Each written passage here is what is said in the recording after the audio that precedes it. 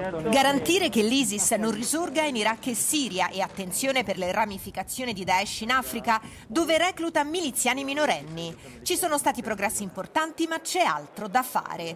La fitta agenda italiana del segretario di Stato americano Anthony Blinken entra nel vivo con l'apertura della riunione plenaria della coalizione anti-ISIS a Roma, copresieduta col ministro degli esteri italiano Luigi Di Maio, che ha dichiarato: Daesh è stato sconfitto nella sua dimensione territoriale, ma non è stato sradicato né in Iraq né in Siria, dove il consolidamento della vittoria contro il califfato rimane una priorità. Presenti le delegazioni di oltre 40 paesi, il segretario della NATO Jens Stoltenberg e l'alto rappresentante dell'Unione Europea Josep Borrell.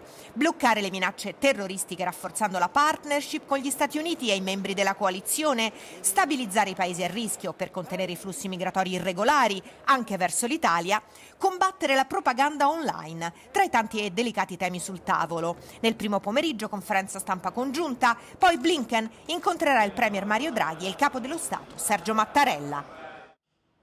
E andiamo in Francia per il secondo turno delle elezioni regionali.